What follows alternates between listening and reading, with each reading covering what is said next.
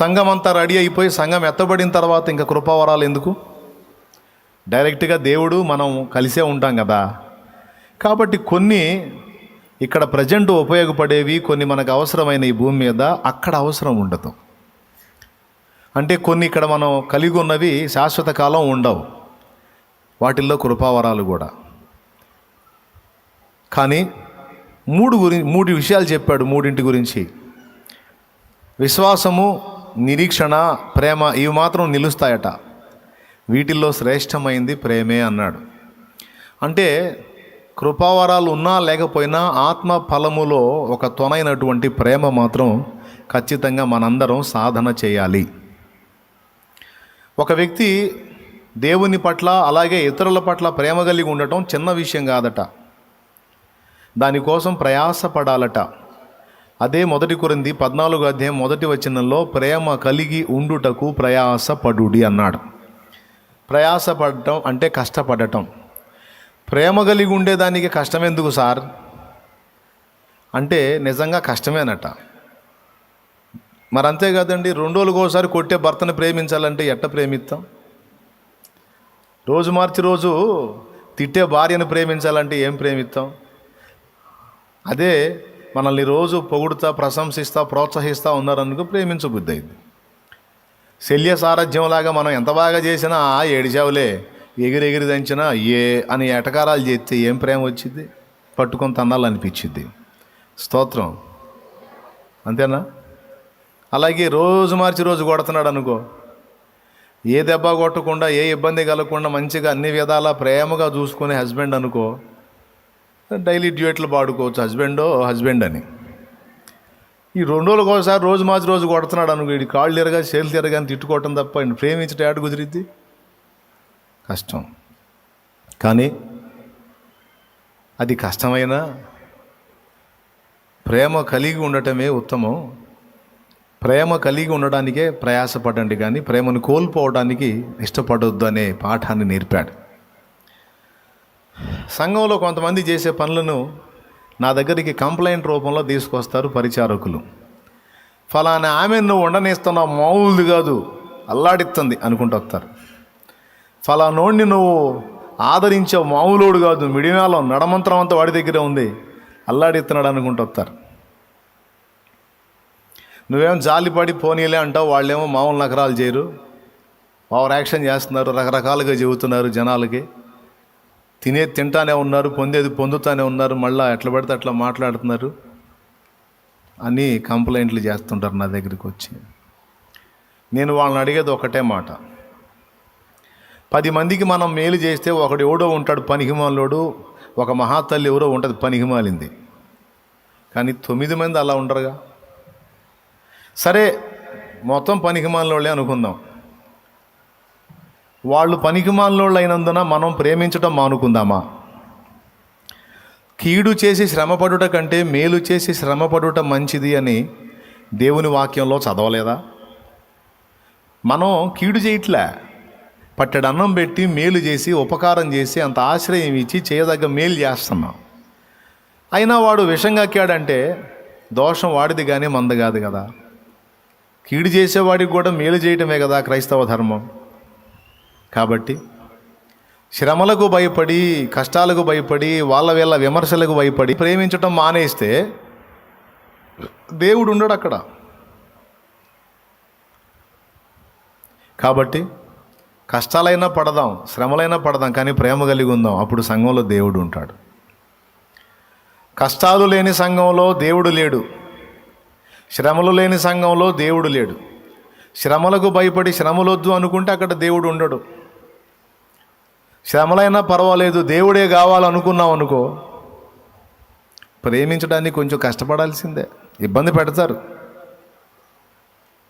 అయినా సరే సహించాల్సిందే, భరించాలి. ఎందుకంటే ప్రేమ కలిగిన సంఘంలో దేవుడు ఉంటాడు.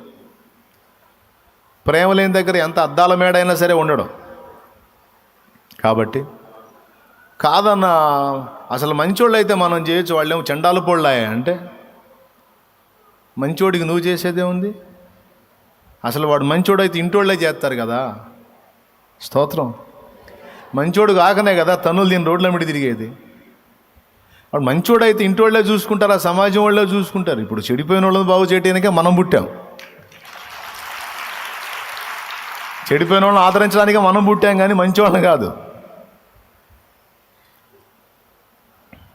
ఒక దైవజనుడు నాతో అన్నాడు, ఊళ్ళో వాళ్ళ దెబ్బ కడుపు మండి, ఈ దరిద్రపూరు మామూలు పాపులు కాదు వీళ్ళు, మహా దుర్మార్గులు, నేను చేయని ఏడు సేవ అన్నాడు. మరి ఏడ చేస్తావు అన్నా, మంచివాళ్ళని చూసుకొని చేస్తా అన్నాడు. మంచివాళ్ళని నువ్వు బాగు చేసేది పిచ్చోడా? మంచివాళ్ళని నువ్వు బాగు చేసేది ఏంది? చెడిపోయిన వాళ్ళని బాగు చేయడానికే కదా మనల్ని పిలిచాడు ఆయన. ఏమంటారు? నిన్ను ప్రేమించేవాడిని నువ్వు ప్రేమిస్తే అన్యుడికి నీకు తేడా ఏముంది? నిన్ను ద్వేషించేవాడిని సైతం ప్రేమించటమే కదా దేవుని బిడ్డ లక్షణం.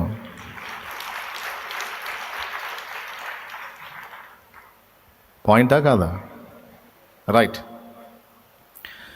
మరి ఇప్పుడు ద్వేషించేవాడిని ప్రేమించాలంటే ఎట్ట కుదిరిద్దండి? ఆ అమ్మాయి మన గురించి కొంచెం చెడ్డ మాట చెప్పిందని మనకు తెలిస్తే, ఆ మనిషి కనపడితే మనకు ఎట్టుంటుంది? మీరు చెప్పండి అక్కాయ్. నీ దగ్గర మేలు పొంది ఆ పనికి మాలింది నీ మీద కాని మాటలు 4 చెప్పి అవతల వాళ్ళ మీద నిన్ను ఆరడిపరిచిందని నీకు తెలిస్తే నీకు కడుపు ఎంత మండిపోయిద్ది? రగిలిపోదు? ఏమనిపించిద్ది? ఆ మనిషి కనపడితే దయ్యం మోహం దానా, అన్నీ పొందా, సైతాన్ మోహం వేసుకొని నా గురించి దుష్ప్రచారం చేస్తాను, ఆ మనిషి చూస్తే అనిపించింది. కానీ వాక్యం అంటుంది, అట్లా రివర్స్ అవ్వటం లేదు. నీ దగ్గర మేలు పొంది నీకు కీడు చేసినా సరే నువ్వు ప్రేమించాల్సిందే. ఏంది ఏసయ్య, అట్లా ప్రేమిస్తారు ఏసయ్య? అసలు నాకు అర్థం కాదు అని నువ్వు అడిగితే, నిన్నెట్ట నేను ప్రేమించాను నువ్వు అట్టనే ప్రేమించంటాడు. నువ్వు మంచోడివా, నువ్వు మంచిదానివా, నీకోసం నా ప్రాణమే పెట్టానే, మరి నువ్వెన్ని బుద్ధిహీనమైన ప్రవర్తనలు చేస్తున్నావు, నువ్వెన్ని రకాలుగా నన్ను గాయపరుస్తున్నావు, నువ్వెన్ని రకాలుగా నన్ను బాధ పెడుతున్నావు. మరి నిన్ను ద్వేషించలేదే, ఈనాటికి కూడా నిన్ను ప్రేమించి ఎప్పటికి కూడా నీకు అన్నీ చూసుకుంటున్నానుగా. నేను మిమ్మును ప్రేమించిన ప్రకారం మీరును మీ సహోదరులను ప్రేమించండి. మీరు పాపులై ఉండగానే, బలహీనులై ఉండగానే, నాకు వ్యతిరేకులై ఉండగానే నేను మీకోసం ప్రాణం పెట్టాను కదా. మీరు కూడా మిమ్మల్ని తృణీకరించిన వారిని, ద్వేషించిన వారిని, ఇబ్బంది పెట్టిన వారిని సైతం ప్రేమించే మనస్సుని సాధన చేయండి. అది దైవభక్తి సాధన. కీడు చేత జయించబడక మేలు చేత జయించు. కీడు చేసిన వాడికి కూడా మేలు చేసే మనసు సాధన చేయి. అక్కడ దేవుని దగ్గర ప్లేస్ వచ్చింది, వాడి దగ్గర కూడా గెలుస్తావు. ఎందుకంటే నాకు ఇంత మేలు చేస్తే నేను వాళ్ళ కీడు చేశాను, అయినా సరే నాకు మళ్ళీ మేలే చేశారు, నేనే తేడా కానీ వాళ్ళు తేడా కాదని అండర్స్టాండింగ్ ఒకనాటికి వాడు వస్తాడు. గెలువు అంటాడు. కాబట్టి ప్రేమ కలిగి ఉండటం అనేది చిన్న విషయం కాదండి. ఈ ప్రేమను గురించి ఎన్ని మాటలు చెప్పాడు అనుకున్నా అసలు. ఇక్కడేమో ప్రేమ కలిగి ఉండటం చిన్న విషయం కాదు, కొంచెం కష్టపడాలి అని చెప్పాడు. కొంచెం కాదు, గట్టిగానే. ఎందుకు కష్టమో చెప్పా. నచ్చని మనిషితో మాట్లాడబుద్ధి కాదు, కానీ ఆయన అంటాడు నువ్వు మాట్లాడు అంటాడు. ఏంది ప్రభా మాట్లాడేది? ఆ మనిషిని చూస్తుంటే నాకు నోరు మూసుకొని మాట్లాడు, ఓవర్ యాక్షన్ చేయవాగు, నిన్ను చేర్చుకోవాలా నేను బా అంటాడు. కష్టమో నిష్ఠూరమో చేసేది ఏముంది? చేయాలంతే. దేవుడు చెప్పాడు చేయాలంతే. మళ్ళీ నువ్వు దేవుడు చెప్పాడని యాక్షన్గా వదనాలు బ్రదరా, వదనాలు లేకయా అంటే పట్టుకు అక్కడ కేసు రాస్తాడు. ఏందా మొహం? పరిశుద్ధాత్మ స్పర్శ కలిగినోడికి అర్థమైంది ఇది. నువ్వు ఆర్టిఫిషియల్గా వందనాలు చెప్పినా అవతల దేవుడు పట్టుకుంటాడు, కేసు రాస్తాడు. ఓవర్ యాక్షన్ ఆపి సరిగ్గా చెప్పు. ఎందుకంటే ఇవన్నీ నేను అనుభవించాను కాబట్టి చెబుతున్నాను. పరిశుద్ధాత్మ స్వరం వినే మనసు ఉన్నవాడికి ఇది అర్థమైద్ది. నువ్వు ఆర్టిఫిషియల్గా అవతల వాడిని పలకరించినా సరే కేసు రాస్తాడు, సరిగ్గా చెప్పండి. ఎక్కడ బ్యాలెన్స్ తప్పినా ఒప్పుకోడు. సో ప్రేమ కలిగి ఉండటానికి కష్టపడాలి, ఇష్టపడాలి. అంతేకాదు హెబ్రీ పత్రిక 13వ అధ్యాయం 1వ వచనం ఇలా చెప్పింది చూడు.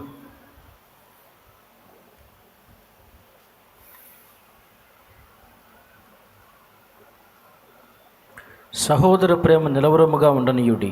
ఆ? సహోదర ప్రేమ నిలవరముగా ఉండనీయుడి అంటే నిలకడగా ఉండదని అర్థం. స్తోత్రం, హల్లెలూయా.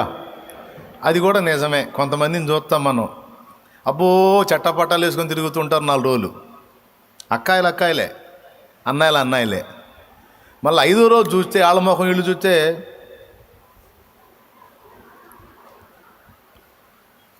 ఏంది నిన్నటిదాకా అతుక్కొని తిరిగారుగా, ఏంది ఆమెను చూస్తే నువ్వేం ఇడి తిప్పుతున్నావు, ఏందక్కాయ అన్నావు అనుకో, మామూలు కాదులే. అరే ప్రేమ అంటివి, ప్రాణం ఎత్తానంటివి, అసలు నోటు అన్నాలు పెట్టుకుంటారు, టిఫిన్లు కొక్కుంటుంటారు నోట్లో. 4 రోజులేనా, 5వ రోజు ఏంది ఒకళ్ళనొకళ్ళు తేడా అంటున్నారంటే ఆ మనిషి అలాంటిదని నాకు అర్థం కాలే అప్పుడు. ఇప్పుడు అర్థమైందంట. అందుకని ఆ మనిషిని ఒప్పుకోదంట ఈ మనిషి. ఏ మనిషి? ఈ మనిషి. అంటే ఇక్కడ ఇంకొక రహస్యం ఏం చెబుతున్నాడంటే, అబ్బాయ్ ఈ ప్రేమ కలిగి ఉంటానే కష్టపడాలి, అండ్ ఈ ప్రేమ కూడా నిలవరంగా ఉండదో నిలబెట్టాలి అన్నాడు. నిలవరంగా ఉండాలి. యేసయ్య ప్రేమ మన మీద నిలవరంగా ఉందా, తాత్కాలికంగా ఉందా? టెంపరీగా ఉండి అప్పుడప్పుడు లేచి వెళ్ళిపోతుంటుందా ప్రేమ? నిలవరంగా ఉందా? ఒక్కటే మాట చెప్పేశాడు, శాశ్వతమైన ప్రేమతో నేను నిన్ను ప్రేమిస్తున్నాను.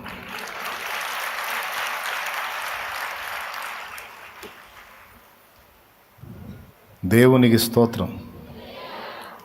సో ప్రేమ కలిగి ఉండటానికి కష్టపడాలి, ప్రేమను నిలవరంగా నిలబెట్టుకోవటానికి కూడా జాగ్రత్త తీసుకోవాలి. ఎందుకంటే ప్రేమే ప్రభు, ప్రభువే ప్రేమ. ప్రేమ లేనివాడు దేవుని ఎరగడు. ఒక్కటే మాట. ఎప్పుడైతే మనలో అక్రమం ప్రవేశించిద్దో ప్రేమ చల్లారిపోయింది. దేవుని పట్ల కానీ మనుషుల పట్ల కానీ మనలో ఉన్న ప్రేమ చల్లారిపోతుంది అంటే అర్థం ఏమిటంటే, మనకు తెలియకుండానే మనలో ఎక్కడో క్రమం తప్పి అక్రమం చేస్తున్నాం. ఆ అక్రమం మనలో విస్తరించుట చేత ప్రేమ చల్లారిపోతుంది అనే మాట నేను కాదు, సాక్షాత్తు యేసు ప్రభువే. అసలు ప్రేమ ఎందుకు డ్యామేజ్ అయ్యిద్దన్న లాజిక్ చెప్పాడు. మత్తయి సువార్త 24వ అధ్యాయము 12. ఒకసారి బైబిల్ ఉన్నోళ్ళు తీయండి, చదువు. 24:12 వచనం. అక్రమము విస్తరించుట చేత అనేకుల ప్రేమ చల్లారు. అదండి కారణం. ప్రేమ ఎందుకు చల్లారిద్ది అంటే అదే కారణం చెప్పాడు. ఎవరి దగ్గర అక్రమం విస్తరించుట చేత? వెంటనే ఈ వ్యక్తులు అంటారు, మనం ఎవరిని ప్రేమిస్తున్నామో వాళ్ళలో అక్రమం కనపడ్డప్పుడు మన ప్రేమ చల్లారిద్ది అని అనుకుని లాజిక్ చెప్పుకుంటారు. నో, అట్లాగా. మనలో అక్రమం విస్తరించుట చేత దేవుణ్ణైనను దేవుని రూపంగా పుట్టిన మానవుడైనను ప్రేమించలేం. అర్థమైందా? పచ్చకామెరలో వచ్చినోడికి లోకమంతా పచ్చ కనపడద్దని లోకంలో సామెత ఉంది. అలాగే మన చిన్నతనంలో మనం కళ్ళద్దాలు పెట్టుకున్నాం. తగరపు కాగితం, ఎర్ర తగరపు కాగితం అట్టమొక్కలకు పెట్టి రబ్బరు పెట్టి మనకు అమ్మేవాళ్ళు చిన్నప్పుడు. అది పెట్టుకుని ఇటన్నా చూడు ఎర్ర కనపడుతుంటుంది. దేవునికి స్తోత్రం. మీరు పెట్టుకొని ఆడుకున్నారా? నా చిన్నతనాన్ని ఉన్నాయి. అది అంటే ఇప్పుడు లోకం ఎర్రగా అయిపోయిందా, లేకపోతే మన కళ్ళు ఎర్రబారాయా? ఈ తగరపు కాగితం దెబ్బకి మన కళ్ళు మారిపోయినాయి తప్ప లోకం అది ఉండే వర్ణంలో అది ఉంది. ఇక్కడ తేడా జరిగింది ఎక్కడ? మనలో జరిగింది.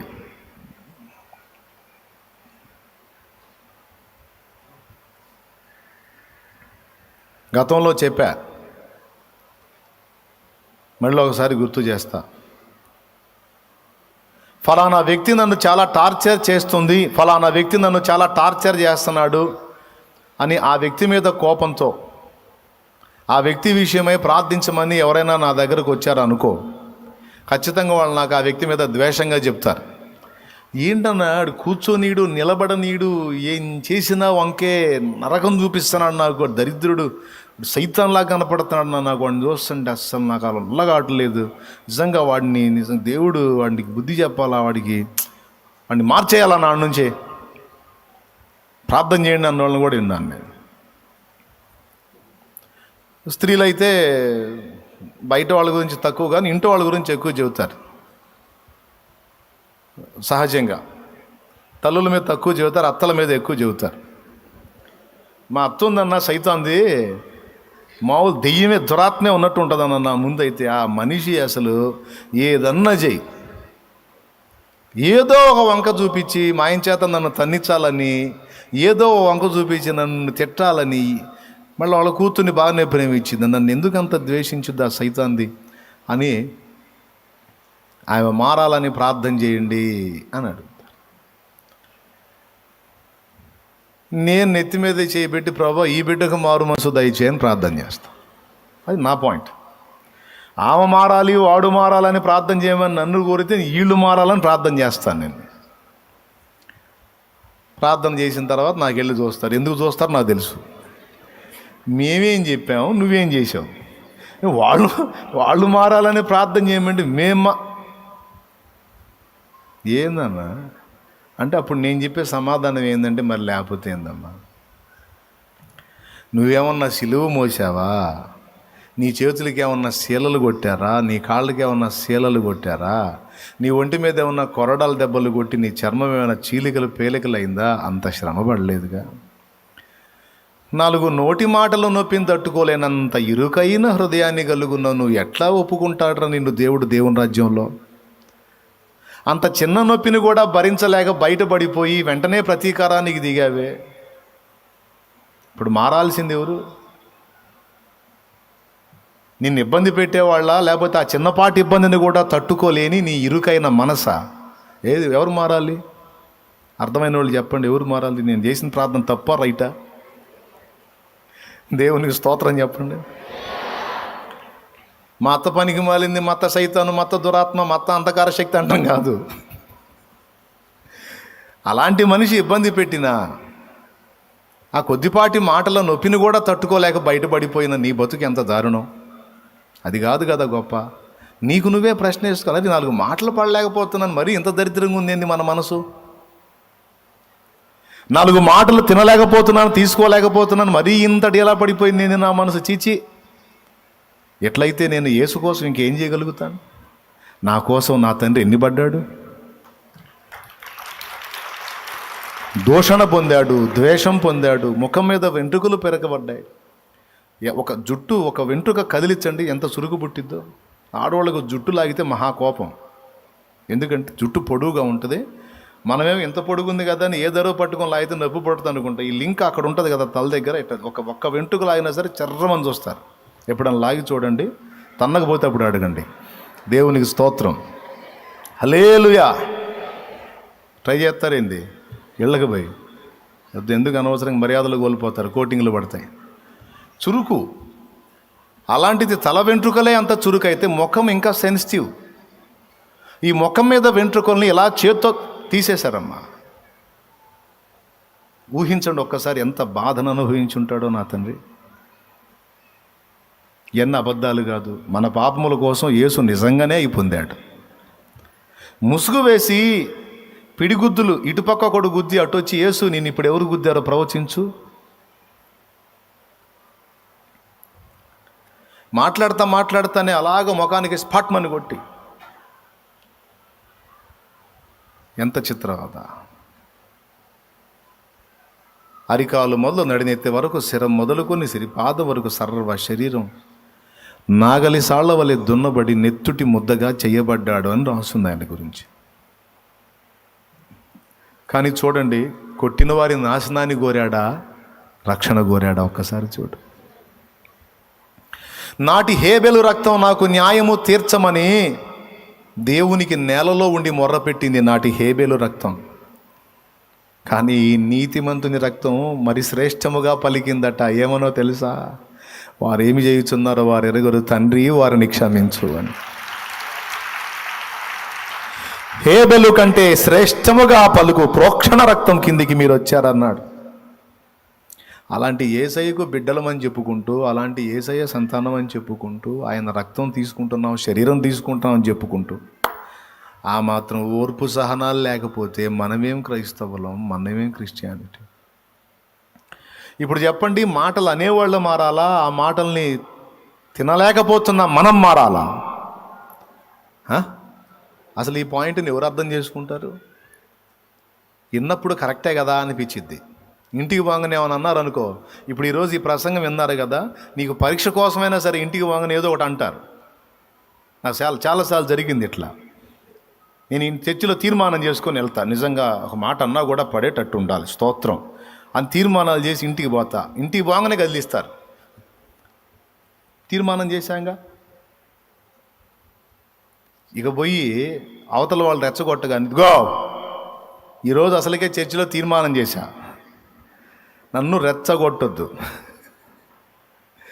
దేవునికి స్తోత్రం అని అవతల వాళ్ళ మీద కాసేపట్లోనే బయటపడిపోతాం.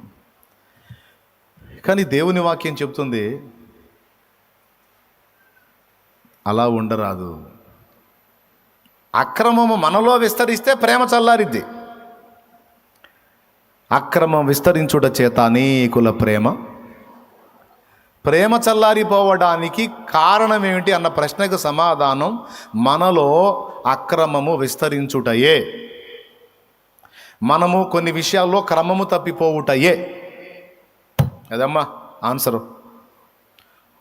సో ఇంపార్టెంట్ ఏది? లవ్, ప్రేమే ప్రభువే దేవుడు ప్రేమస్వరూపి అయి ప్రేమను తన యందు కలిగి ఉన్నవాడు సాక్షాత్తు దేవుణ్ణే తన యందు కలిగి ఉన్నాడు. ప్రేమను కోల్పోయిన వాడు ఎవరిని కోల్పోయాడు? సాక్షాత్తు దేవుణ్ణే కోల్పోయాడు. ప్రేమను బట్టి అగచాట్ల పాలైనా ఆ అగచాట్ల దగ్గర దేవుడు ఉంటాడు, కానీ అగచాట్లకు భయపడి ప్రేమ వద్దనుకుంటే అక్కడ దేవుడు ఉండడు. ఇది ప్రేమ యొక్క ఔన్నత్యం. ప్రేమ ఇక్కడికే ఉపయోగపడిద్ది, అక్కడ కూడా అవసరమా? ప్రేమ ఇక్కడే కాదు, ప్రేమ నిత్య జీవంలో కూడా అవసరమే. శాశ్వతమైంది ప్రేమ. నిత్యత్వంలో పోయినాక ప్రేమించడం మానేస్తామైంది. ఇంకా చెప్పాలంటే ఇక్కడికంటే కూడా ప్రేమ అక్కడ ఎక్కువైపోయింది. ఇంకా అది ప్రేమరాజ్యం. దైవరాజ్యం అంటేనే దేవుని ప్రేమ, మన ప్రేమ యేసయ్య ప్రేమ. అక్కడ ఎచ్చులు ఉండవు, ఎగస్టాలు ఉండవు, ఒకటి మీద ఒకటి మిడిసి పట్టాలు ఉండవు. నేను గొప్ప అంటే నేను గొప్ప అని ఎచ్చులు ఉండవు.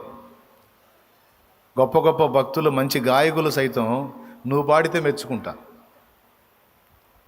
ప్రభువా నాదేం గొంతు అయ్యా దైవజనుడా నాదేం గొంతు అంటే, లేదమ్మా కమ్మగా పాడతామని మెచ్చుకుంటారు. నువ్వు పాడితే మెచ్చుకుంటారు, నువ్వు ప్రార్థిస్తే మెచ్చుకుంటారు, నువ్వు ఇట్లా చేశానంటే మెచ్చుకుంటారు, ఏది చేసినా గనపరుస్తారు. ఇక్కడ ఒకడు డబ్బా మొదలు పెట్టగానే నీదేం డబ్బా, నా డబ్బా చూడని మొదలు పెడతాడు. ఈ రెండవ డబ్బా మొదలు పెట్టక మూడవడు ఎత్తాడు, అసలు మీ ఇద్దరు డబ్బాలు ఆపండి, నాది ఇంకా అసలు బ్యాండ్ మేళం అని లేపుతాడు. మీ రేగు డబ్బాలు, నాదైతే తోలు చర్మం డబ్బా అని కొడుతుంటాడు. ఇక్కడంతా ఒకటి మీద ఒకటి మిడిసిపాటు. కానీ పరలోక రాజ్యంలో పౌలంతటి వాడు మనల్ని ఎదుర్కొని మీరు దేవుని కోసం బాగా కష్టపడ్డారంటాడు. అయ్యా నీకంటేనా అని మనం అంటే, నాదేముంది, నేను కొన్ని కార్యాలు యేసు ప్రభుని ముఖాముఖి చూశాను, అసలు నువ్వు చూడకుండానే నమ్మావు, నువ్వు నాకంటే గొప్పదాని అంటాడు. ఒకరికంటే ఒకరు ఘనమని ఎంచుకొని మాట్లాడతారు. అది పరలోక రాజ్యం. భూలోక రాజ్యం గొప్పతనం ఏంటంటే ఎంతలా ఉండి కూడా ఎదవం చేసి మాట్లాడటం. ఇది భూలోక రాజ్యం గొప్పతనం.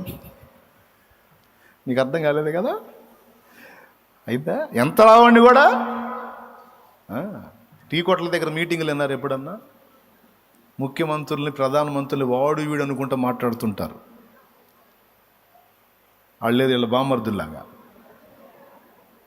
వాళ్ళకి వీళ్ళే గైడెన్స్ ఇచ్చినట్టు, వీళ్ళే సలహాలు ఇచ్చినట్టు మాట్లాడుతుంటారు కొంతమంది. నా చిన్నతనాన రిక్షా బండ్ల వాళ్ళ మీటింగ్లు ఉంటాయి టీ కొట్ల దగ్గర. అస్సలు రిక్షా బండ్లు బాడుగులు కూడా వదిలిపెట్టి టీ కొట్ల దగ్గర టీ తాగుతూ కొట్టుకుంటారేమో అనిపించింది. ఎవరి దగ్గర? పార్టీల దగ్గర, రాజకీయ నాయకుల దగ్గర డిస్కషన్ వచ్చి అసలు ఎంత లావును మాట్లాడుకునే, కేకలు వేసుకునేవాడు, ఏందో వాడు చేసింది వాడు అని, అట్లా వాడు వీడని మాట్లాడుకుంటాం. అంతలా వాళ్ళ గురించి వీళ్ళు ఎట్లా మాట్లాడతారు, వీళ్ళు ఎంత గొప్పవాళ్ళు అంటే, టీ అయిపోయిన తర్వాత చిన్నగా బండి బండి అనుకుంటా పోతాడు. ఈ లోకం అంతా ఎంతలా ఉండి కూడా ఎదవం చేసి మాట్లాడటం ఇక్కడి సంస్కారం, దిక్కుమాలిన సంస్కారం. బలహీనులను కూడా బలవంతులని సన్మానించే మాట్లాడేది పరలోక రాజ్యం. కొడితే గట్టిగా, లేకపోతే వద్దులే, అంత మరీ ముష్టేసినట్టు. స్తోత్రం. అది ప్రేమను బట్టి. ప్రేమ ఆ సన్నివేశాలు ఒక్కోసారి ఊహించుకుంటే భలే అనిపిస్తుంది. నేను పాటలు పిచ్చోడిని, ఆడు కూడా పాటలు పిచ్చోడు కొంతమంది చేరున్నారు అక్కడ.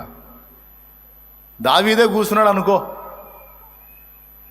ఆ దావీదు కీర్తనాకారులు, ఇప్పుడు దేవదాసయ్య గారు మంచి రచయిత, ఏమండి, చౌదరి పురుషోత్తం గారు, మురారి దావీదు గారు, బేతాళ జాన్ గారు, ఆంధ్ర క్రైస్తవ కీర్తనలో కమ్మని పాటలు రాసినోడు. ఏమంటే మిక్కిలి సమూయేలు గారు, చెట్టి భానుమూర్తి గారు, రకరకాల భక్తులు ఉంటారు. ఆడ పెద్ద గుంపు ఉంటుంది అక్కడ. ఏబి మాస్లామణి గారు, వీళ్ళందరూ కలిసి కూర్చొని, రారా అబ్బాయి, రా రా రా కూర్చో, నీకోసం ఎదురు చూస్తున్నావు. ఆ పాట పాడావు చూడు, అల్లాడిపోయావు మేము, ఒక్కసారి పాట అన్నారనుకో, నేను ఫేస్ ఎట్ట పెడతా? వాళ్ళందరూ కలిసి నేను పాడిన పాట మెచ్చుకున్నారనుకో, నాకు ఎట్లుంటుంది? అసలు మీరెక్కడా, నేనెక్కడా? మీరు సంగీత కళాకారులు, మీరు రాసిన పాటలు తరతరాలు రాకడదాకా పాడుకుంటున్నారయ్యా మీ పాటలు.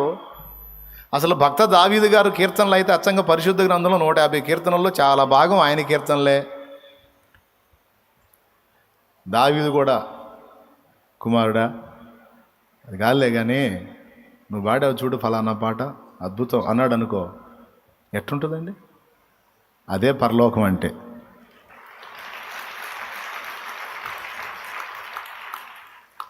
కానీ మనకు భూమి మీద మనసు అప్పదే, ఎదుటి వాళ్ళని మెచ్చుకుందామంటే అందరు కలిసి మనకి భజన చేయాల. ఎవడన్నా చూడు మనల్నే మెచ్చుకోవాలి, కానీ సచ్చినా మనం ఇంకొకరిని మెచ్చుకోం. ఏం పిసిన కొట్టు బుద్ధిలో ఏం పాడో నాకు అర్థం కాదు. నిజమా కాదా చెప్పండి? అబద్ధాలు ఆడకుండా నిజం చెప్పండి. కానీ మనం క్రైస్తవులంగా అందరు కలిసి మనకు భజన చేయాలంటాం కాదు.